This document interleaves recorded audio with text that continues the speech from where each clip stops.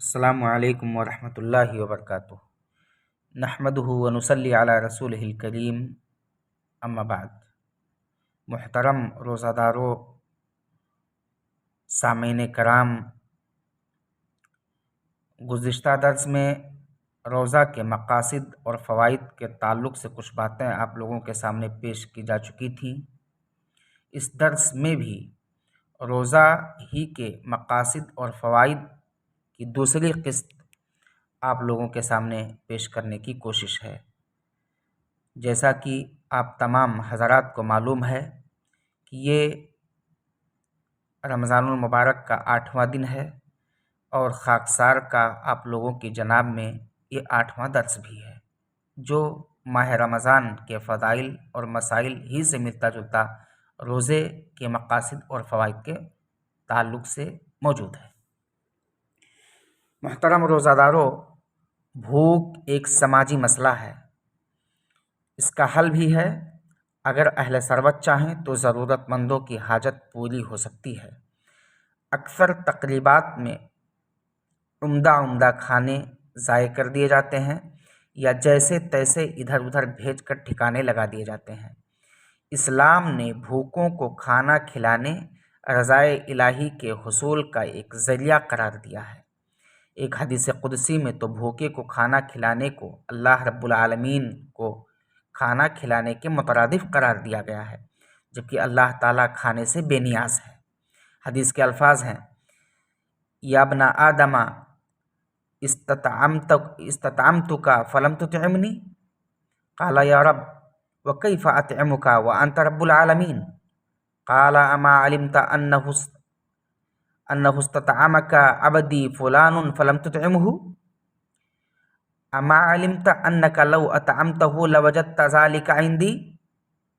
صحیح مسلم کی روایت ہے: اے ابن آدم، میں نے تجھ سے کھانا مانگا لیکن تو نے مجھے نہیں کھلایا۔ بندہ کہے گا: اے رب، میں تجھے کیسے کھلا سکتا ہوں جبکہ تو رب العالمین ہے؟ اللہ تعالیٰ فرمائے گا: کیا تجھے نہیں معلوم کہ میرے فلاں بندے نے تجھ سے کھانا مانگا تھا، تو نے اسے نہیں دیا؟ اگر تو نے اسے کھلایا ہوتا تو اس کو میرے پاس پاتا۔ رمضان کا مبارک مہینہ اسی بھوک و مفلسی کا احساس دلاتا ہے۔ بھوک پیاس کی شدت برداشت کرنے کا حکم دے کر اسلام یہ بھی چاہتا ہے کہ روزہ دار کے اندر اس بات کا احساس بیدار ہو کہ فقیر و بیکس اور مفلوق الحال انسان زندگی کے دن کس طرح گزارتا ہے، اور محنت و مزدوری کرنے کے بعد بھی جس غریب کو پیٹ بھر کر کھانا میسر نہیں ہوتا، وہ بھی امیروں کی طرح ایک انسان ہے۔ بلا شبہ اس طبقہ کی محرومی اللہ تعالیٰ کی مشیت کے مطابق ہے، ہم اسے سمجھ نہیں سکتے، لیکن بے کسوں کی بد نصیبی و محرومی کو کم کرنے یا ختم کرنے کے لیے بہت کچھ کر سکتے ہیں۔ سامعین کرام، اسلام ماہ رمضان کو مواسات و غمخواری کا مہینہ بتا کر ہمارے مابین اسی اسلامی اخوت کی روح بیدار کرنا چاہتا ہے جس کا تذکرہ مذکورہ بالا حدیث میں ہے، اور جس کا ایک نمونہ ہجرت کے بعد مدینہ منورہ میں مہاجرین و انصار کے مابین مواخات قائم ہونے کے بعد پوری دنیا نے دیکھا تھا۔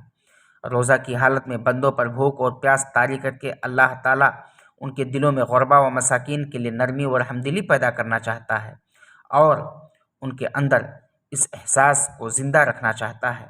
روزہ کی فرضیت قدر تاخیر سے ہونے کی حکمت واضح کرتے ہوئے علامہ ابن القیم رحمۃ اللہ علیہ نے لکھا ہے کہ مانوس و پسندیدہ چیزوں کا چھوڑنا مشکل ہے، اسی لیے جب مسلمان توحید، نماز اور دوسرے احکام کے پابند ہو گئے اور ان سے مانوس ہو گئے تو 2 ہجری میں انہیں فرض روزوں کا حکم دیا گیا تاکہ مسلمان اس حکم کی بجا آوری میں کسی طرح کی تنگی محسوس نہ کریں اور اپنے آپ کو صبر و ایثار اور غمخواری و مواسات کا خوگر بنائیں۔ ان کی نظر اللہ کی مرضی کے حصول پر ہو اور کسی طرح کا کوئی دوسرا مقصود ان کے سامنے نہ ہو۔ علامہ ابن القیم رحمۃ اللہ علیہ نے اس کو زاد المعاد کے اپنی اہم کتاب زاد المعاد کے اندر ذکر کیا ہے۔ رمضان کو اسی لیے صبر کا مہینہ کہا گیا، یعنی اس پوری عبادت میں نفس پر قابو کی سخت ضرورت ہے، ورنہ انسان تنہائی میں کھاتا پیتا رہے اور لوگوں کے سامنے روزہ دار بنا رہے تو کسی کو پتہ نہ چلے۔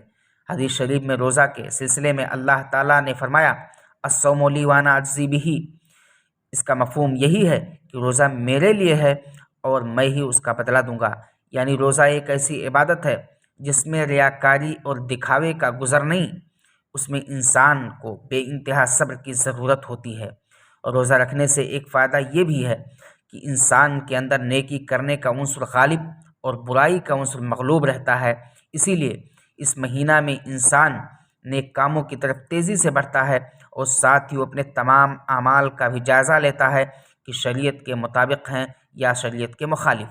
چنانچہ اس کے اندر تقوی پیدا ہوتا ہے، جو کہ فرضیت صیام کی ایک اہم اور عظیم حکمت ہے، جسے اللہ رب العالمین نے یا ایھا الذین آمنوا کتب علیکم الصیام کما کتب علی الذین من قبلکم کے ذریعے سے اپنی کتاب قرآن کریم کے اندر نازل کر کے واضح کیا کہ روزہ کا مقصد انسان کو تقوی کی راہ دکھانا ہے۔ ممکن ہے انسان روزہ رکھ کر کے تقوی کی راہ پر چل پڑے۔ اللہ رب العالمین ہم تمام لوگوں کو متقی اور پرہیزگار بنائے، روزہ کے مقاصد اور فوائد کو سمجھتے ہوئے عمل کی توفیق بخشے، آمین۔